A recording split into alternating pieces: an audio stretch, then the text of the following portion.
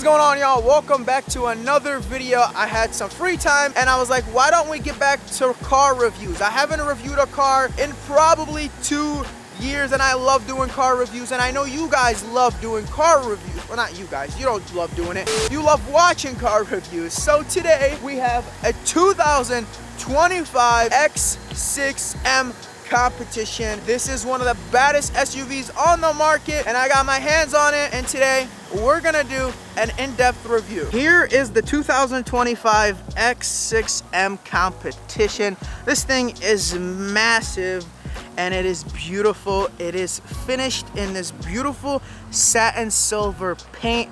This is not a wrap, this is paint.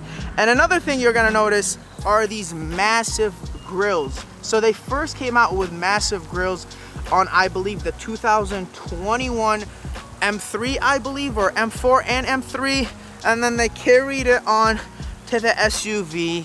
These things are massive. Some people love it, some people hate it. And then here are the new headlights. Very, very nice. It's just a sideway V, and then it says BMW LED right here.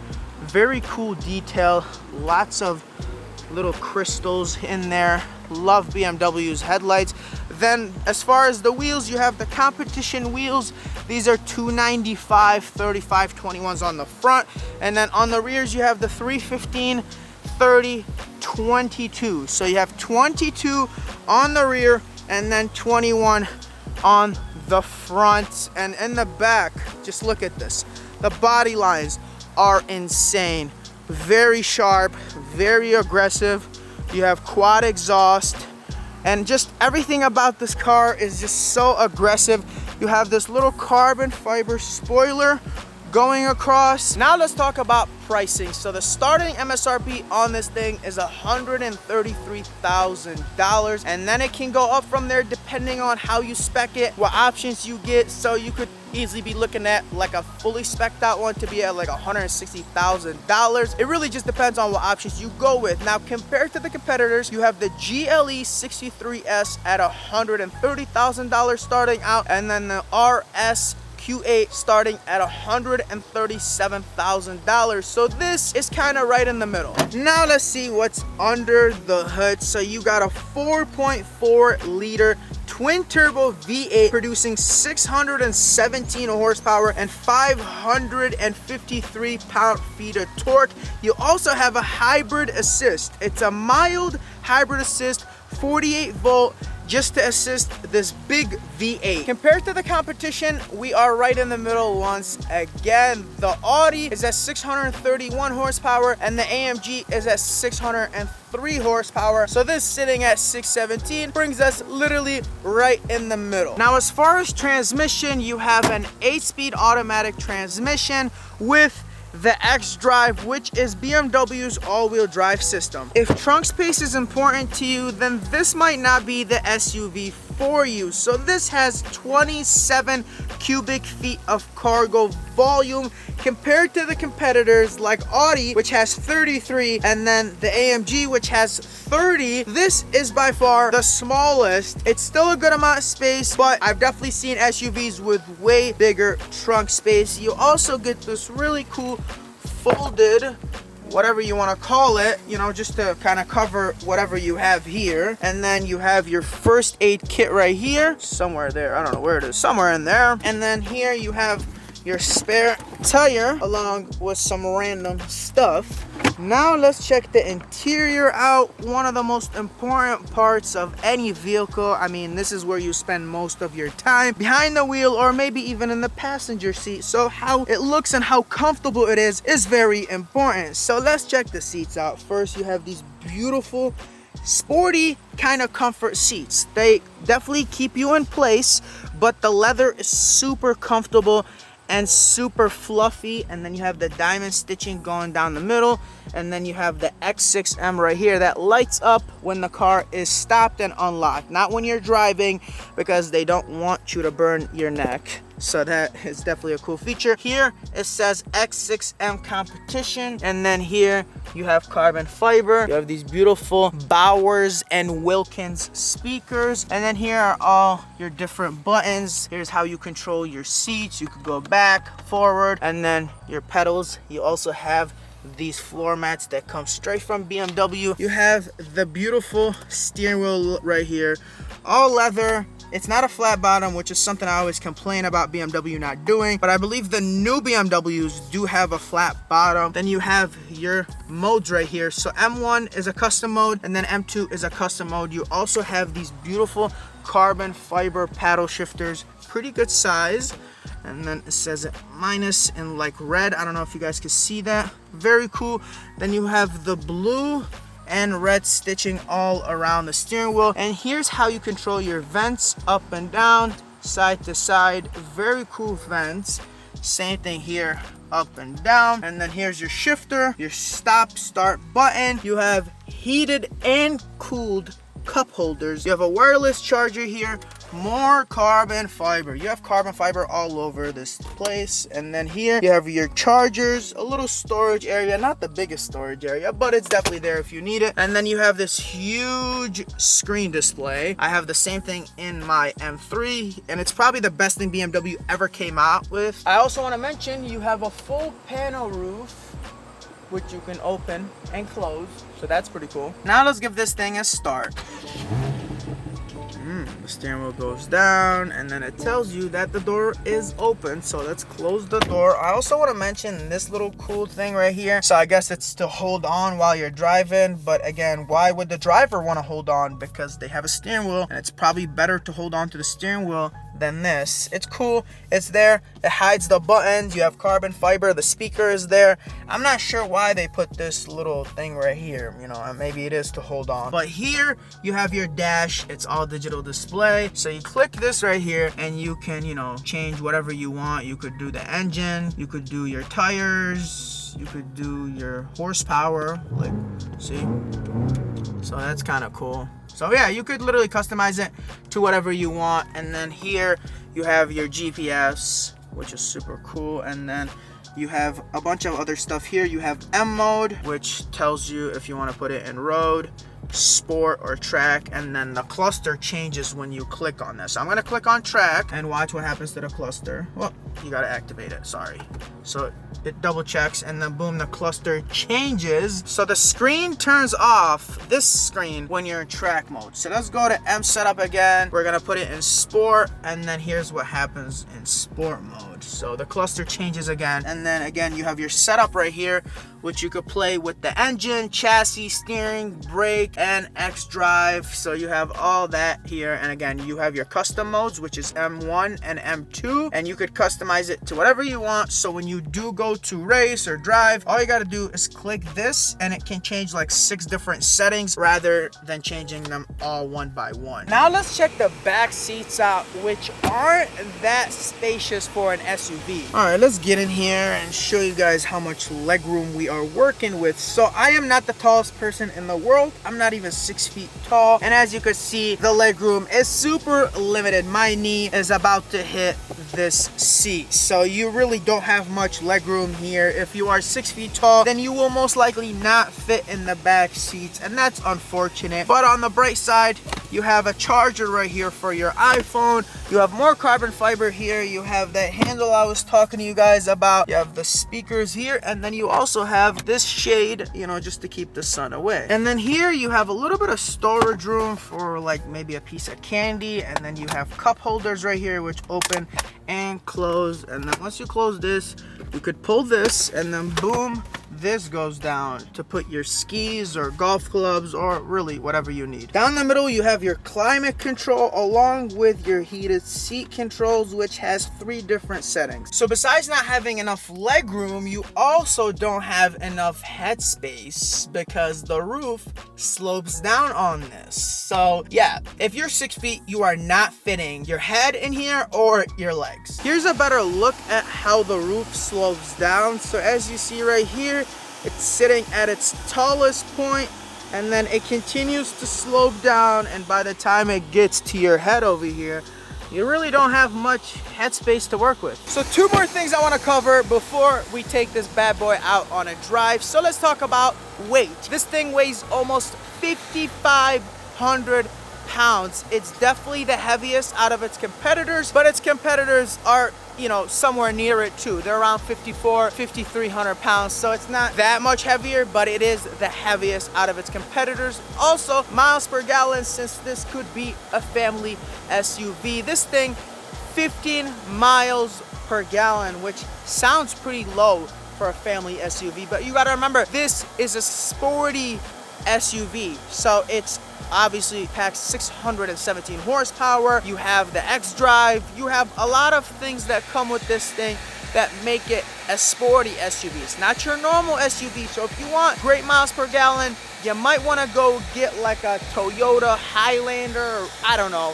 You definitely don't want this. So before I take this thing out for a drive, I want to show you guys a few more cool features that you can find on this screen. So if you go to this right here, you could click this, which hides all your private information if you are with your girl or whoever you don't want to see your private information. So that is a very cool feature for all you cheaters out there. And then if we go down here, you have the drive recorder, which will record all around your car. I'm going to show you guys what that recording will look like. So boom, here's something I just recorded. So it literally is recording. And then you could go to right and it records that, and then rear, then you got left. So it will record all around your car. You even see someone who's walking. And that's the cool thing about BMW, is you're getting a lot for your money. And it might not just be a BMW thing. It might be just a foreign car thing. You know, when you get an American car, it's pretty simple. A, B, C, D, every option is there. You kind of will understand it in one day. When you go to German cars, or, you know, maybe Italian cars, well, not Italian cars, German cars. Let's speak German. German cars have the most technology, and they have so many cool features. And yeah, I love my BMW. I came from having all American cars. Once I jumped in the BMW, I was like, wow, that's a feature I didn't know I want or would need, but it's in here. And that's, you know, kind of the same thing with the X6M Competition. I want to also mention that the Competition is no longer a trim for BMW for the X6M models. It's pretty much standard. They're all X6M Competitions. Now we're gonna throw it in M1 mode, which is the custom mode, and you can set it up exactly how you want. I have it set up in a very aggressive setting. So the engine, transmission, chassis, steering wheel, brake, and the traction system is all in the most aggressive setting possible. And now I'm gonna just stop talking, put the windows down a little bit so you can hear it, and we're gonna full send it. I'm not gonna talk. I'm just gonna let the car, you know, do all the talking.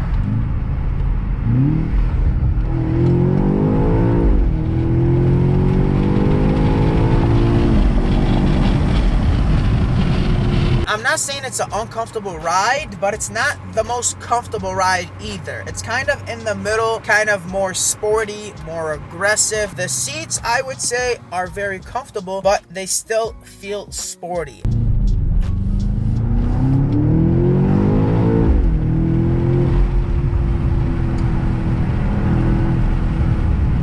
And it handles turns pretty well. I mean, I'm not going around the craziest turns, but you know, it can handle some turns. Of course, we got a very annoying and slow Mercedes in front of me, but I think we could do like a launch control here. Just like a little one. We're gonna rev it up to 2,000.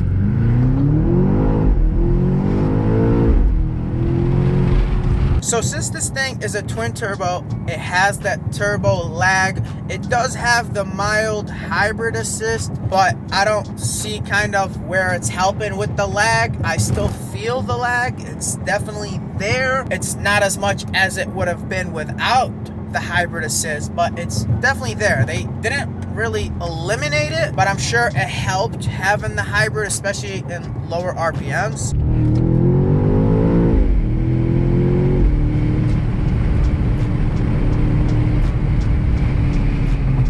And the braking is really good. Like, I'm not even pressing on the brake. I mean, I could literally have it stop right away. So, you know, it can handle some turns. And the braking is really good. Like, I'm not even pressing on the brake. I mean, I could literally have it stop right away. So, Oh, I almost broke my camera. That was not cool to do, but yeah, it definitely stops. It stopped a little too hard.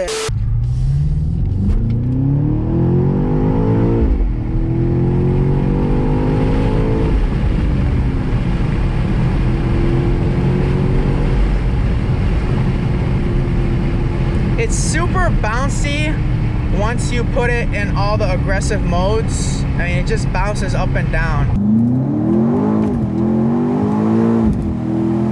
It definitely throws you in your seat, but again, it's not as raw of a power as you would get out of like maybe a Trackhawk. You know, you still have that turbo lag, so it may not feel that fast right off bat, but once the power kicks in, you feel it. Now, comparing it to its competitors like the RSQ8, that does a 0 to 60 in about 3.3 to 3.4. The AMG does it in 3.4, but again, BMW always downplays their numbers, so it could easily be around 3.4. So we're gonna load it up a little more this time. We're gonna do like, we'll do like 2200 RPMs.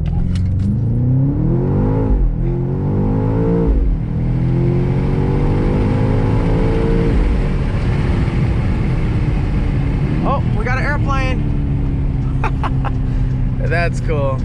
This thing is a lot of fun, and let's not forget, all this thing needs is downpipes and a tune and maybe some E85. Okay, maybe like an E30, E50 mix, and this thing will make well over 800 horsepower. It also needs an exhaust. It's kind of quiet. I'm gonna pull over and have you guys hear it. It's not that bad for stock, but I definitely think, you know, it needs to be a little louder.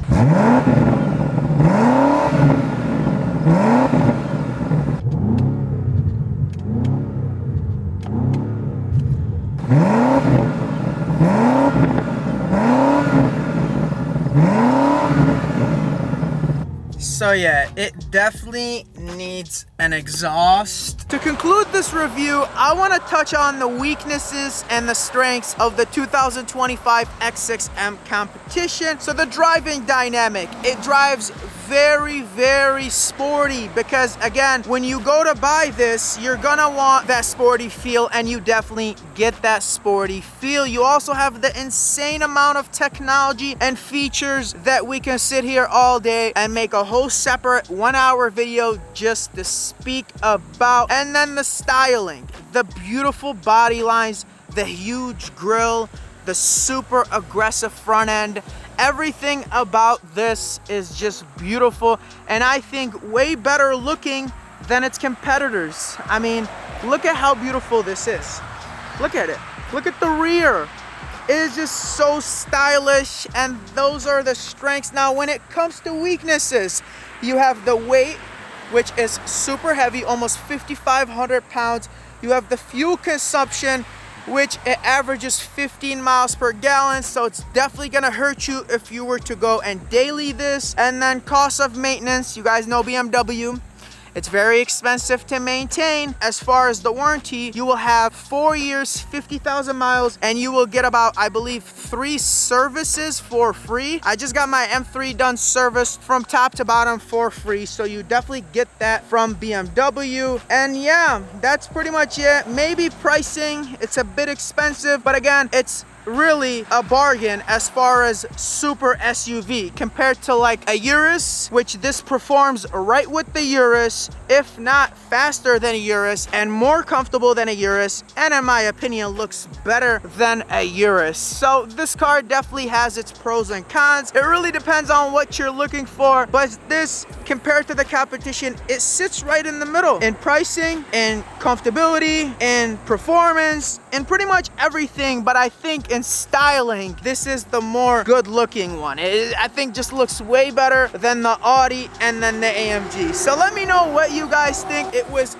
nice making this video for you guys. I love you guys. Thank you guys for watching. I would love to get all of your feedback in the comments below. And also, if you do want to buy this car, you can find it at Twins Auto Sales. Make sure you ask for Haas. I'm gonna leave all his info in the description below. I love you guys.